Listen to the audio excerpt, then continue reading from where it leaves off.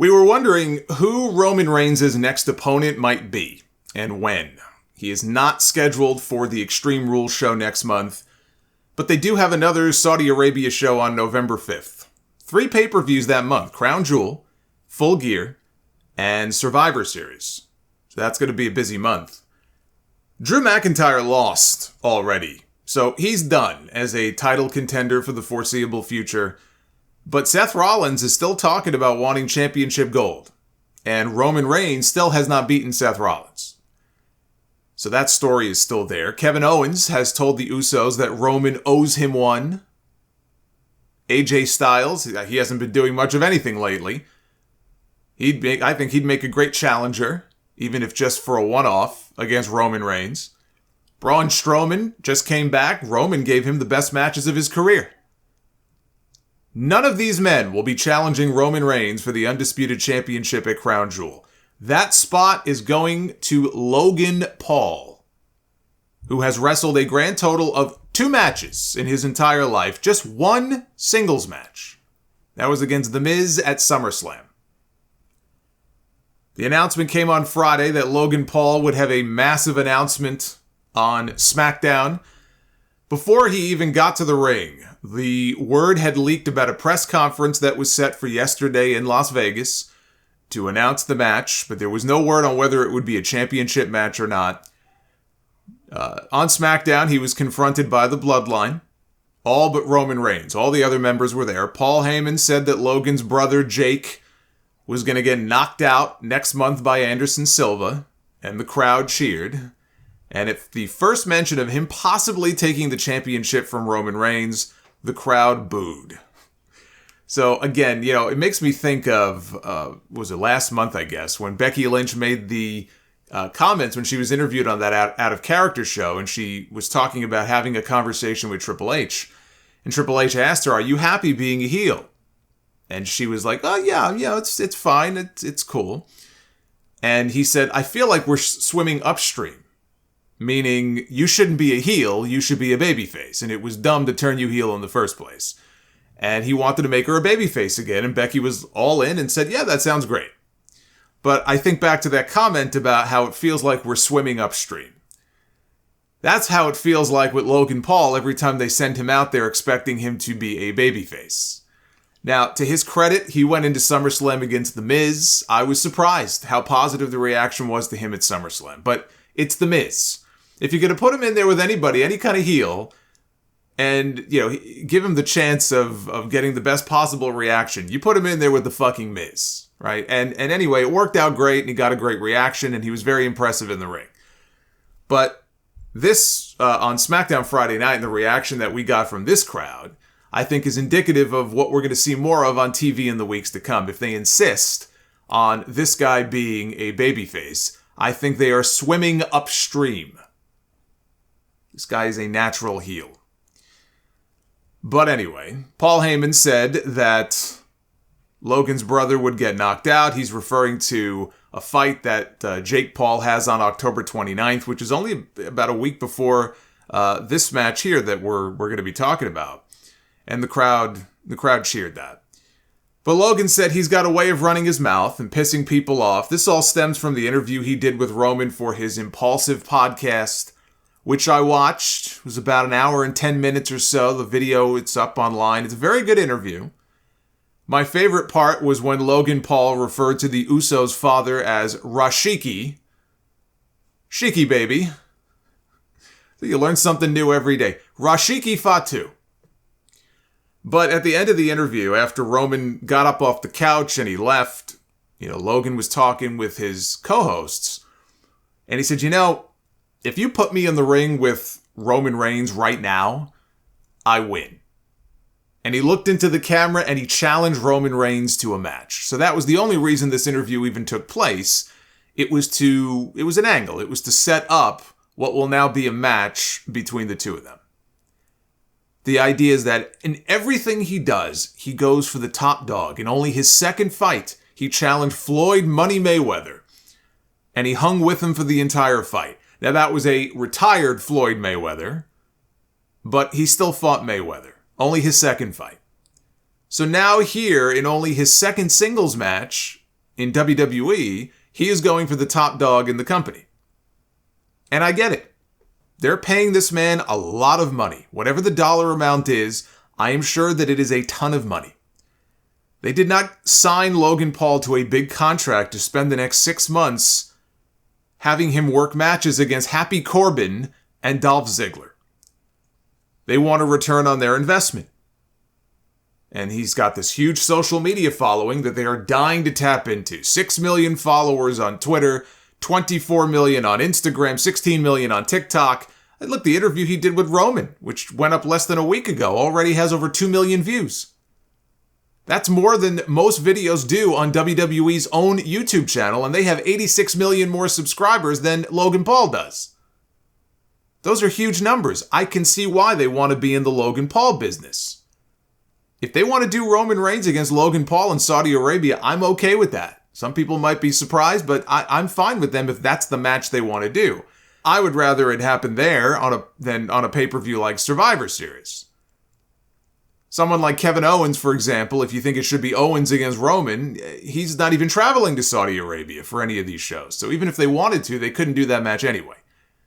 This is hardly the first time they have brought a celebrity in for a big match. They built the entire main event of the very first WrestleMania around Mr. T. They've been doing this kind of thing for longer than a lot of you listening to this right now have been alive. The freak show attractions, they bring in eyeballs, they bring in money. The difference, though, in WWE using Mr. T, or Lawrence Taylor against Bam Bam Bigelow, or Floyd Mayweather against Big Show, or Pat McAfee against Austin Theory, or even Johnny Knoxville against Sami Zayn, which ended up being an entertaining spectacle, we'll call it. I was worried they were going to have the Intercontinental title on the line in that match. Thankfully, they had enough sense to get that title off of him before WrestleMania. But the difference in all of those matches compared to this one is that none of those celebrities were wrestling for the World Championship. It was not David Arquette in WCW. And Logan Paul's a hell of a better athlete than David Arquette was, or is. But none of those matches were for the World Championship. That part of this is very stupid. There is no defense for that.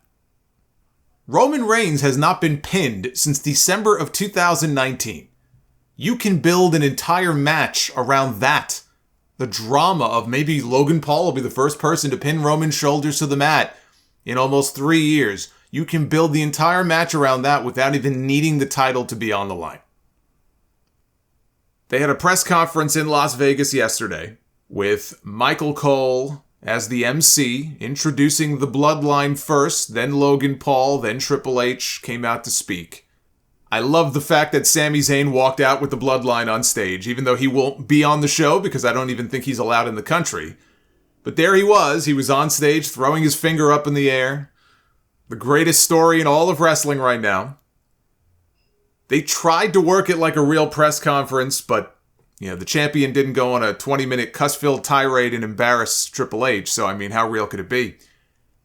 Logan said a lot of the same stuff he said on SmackDown on Friday night. This is what I do. I go for the top guy. I'm ambitious. I'm this, I'm that. He said, you may be the head of the table, but I am the table. He said, I am the table. As soon as he said it, I felt sorry for Matthew and all of his mentions on Twitter. But at least we know Logan Paul will make the next episode of Botchamania. Roman, I thought, was great here, talking about how I approved of Logan Paul coming into WWE and doing his thing. I had no problem with that because it didn't affect Bloodline business. He said, you could even be the third match on any show that I headline. But at Crown Jewel, I'm not going to treat you like the third match on the card. I'm going to smash you. He said you need to crawl before you can walk. You need to walk before you can run.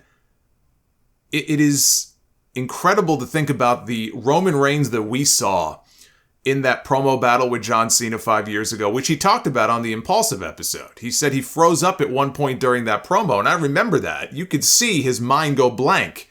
And John Cena, it's like a shark tasting blood or an animal pouncing on a predator that doesn't see it coming.